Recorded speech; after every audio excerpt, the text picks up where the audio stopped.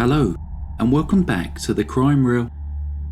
For today's true crime narration, we shall be visiting Cape Town, South Africa, to look at the story of Sandra Smith and Yassiem Harris. Sandra was born in 1964. She grew up in an area called Mitchell's Plain, a township in the Western Cape, around 20 miles from Cape Town. When she was still in her teens, she married a man by the name of Philip Smith. The couple went on to have 2 children together.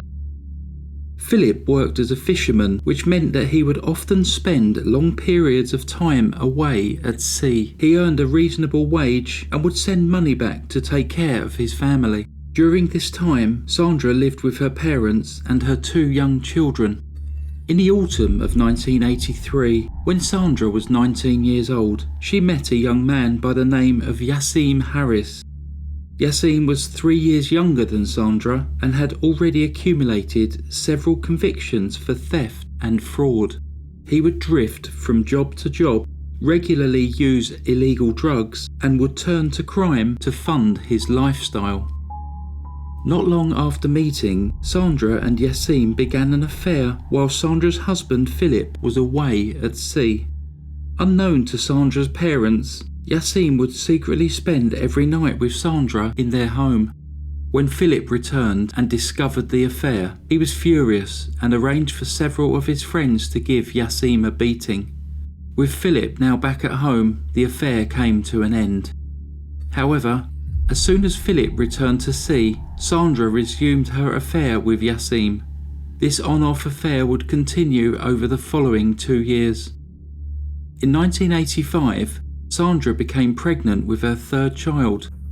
Due to the timing of her pregnancy, she was unsure whether the baby's father was Philip or Yassiem.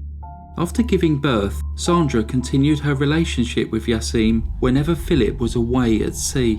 When Philip returned in the March of 1986 and found that Sandra had continued with the affair since the confrontation 2 years before, matters came to a head. After a furious row, Sandra left her home, leaving her 3 children behind, and went to live with Yassiem. However, with no income between them, they had no money to survive. They attempted to raise funds by stealing and selling videos, but this was simply not enough to make ends meet. They were struggling to pay their rent and needed to find a way to get some money. Despite his relationship with Sandra, Yassiem was often pursuing other younger women. He befriended a young lady by the name of Jermaine Andrews and soon discovered that her family were wealthy. Sandra and Yassiem saw their opportunity and came up with a plan to rob the family. After fishing for additional information from Jermaine, the couple established that her family left for work at around 7 a.m. each day, and then Jermaine made her way to college at 7:40 a.m. On the 1st of September 1986, Yassiem and Sandra arrived at Jermaine's house at approximately 7:30 a.m, knowing that Jermaine would be alone. Yassiem asked if they would be able to use her telephone to make a call. Jermaine agreed and let them into her home. The pair then grabbed Jermaine, tied her up and demanded to know where the valuables were kept. Jermaine refused to answer. A knock at the front door interrupted them and Jermaine attempted to shout for help. Yassiem silenced her by putting his hand over her mouth and then tightened a tea towel around her neck in an attempt to get her to pass out. With no answer from the house, the visitor left. Sandra and Yassiem continued to interrogate Jermaine. They demanded to know where Jermaine's mother kept her jewellery, but she refused to tell them. Becoming increasingly frustrated, Sandra gave Yassiem a kitchen knife.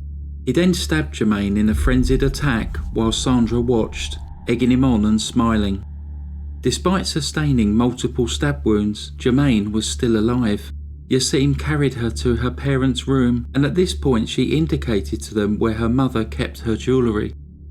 She begged for water, pleading with them that she did not want to die. Yassiem, knowing that Jermaine had seen his and Sandra's identities and realising that Jermaine was not dying from her wounds, then inflicted a fatal blow. Yassiem and Sandra then systematically went through the house gathering valuables before making their getaway. 2 weeks passed after the murder with no breaks in the case. Sandra was called in by the police and interviewed, but only in relation to the sale of illegal videos. During the course of the interview, as she was being questioned regarding the video incident, she shocked the interviewer by confessing to Jermaine's murder. She told them exactly what had happened and that Yassiem was her accomplice. When asked why she had confessed, she stated that she couldn't live with the guilt. Yassiem was arrested the following day, and the two appeared in court on the 23rd of September 1986. They pleaded guilty to murder and of stealing around 2,000 rands worth of jewellery. It's the equivalent of less than £200 or $250 today. Both Yassiem and Sandra were sent for psychiatric assessment, and it was determined that the pair were fit to stand trial. Their joint trial started on the 1st of December 1986. This was held at the Cape Town Supreme Court. In South Africa, they do not use a jury system, so the trial was held in front of Mr. Justice Munnick, the Judge President, and 2 assessors. At the trial, neither denied being at the scene of the murder, but both tried to deflect responsibility onto the other. Sandra claimed that Yassiem did the killing, while he claimed that he only did this because he was under Sandra's control. Some love letters that had been written between the two indicated that while Sandra was indeed demanding in a relationship, she was definitely not in control of it. It was ruled that they were equals and as such equally responsible. Strangely, Sandra seemed more upset by the fact that her intimate love letters were being read in public than the fact that she was on trial for murder. On the 11th of December 1986, both Sandra and Yassiem were found guilty. 11 days later, on the 22nd of December, they were both sentenced to death by hanging. As the sentence was read out, Sandra became hysterical and could barely walk from the courtroom. Yassiem remained emotionless. Any appeals were denied. There was no recommendation that the state president should grant clemency. At around 7 a.m. on 2nd of June 1989, 24-year-old Sandra and 21-year-old Yassiem were executed by hanging at Pretoria Central Prison, the country's only death row. Sandra was the 14th and last woman to be executed in South Africa. 5 months later, Solomon Ngobeni became the last man to be executed at the gallows on the 14th of November 1989. Following a review of capital punishment, the death penalty was abolished in South Africa in 1995. The gallows were torn down. Interestingly, in December 2011, the former death row block, a reconstruction of the gallows, along with a museum, were opened as a national monument in South Africa. In the period 1961 to 1989, 134 anti-apartheid political prisoners were executed on the site, and the museum has been designed to honour those who fought oppression and to educate visitors on how freedom came about in the area. That concludes today's story. Please add any comments down below. And now it's time for petty crime. Continuing with the South African theme, I've been sent some photos from S.A. Inja-Woof. I actually call them Woofy when I talk to them via comments.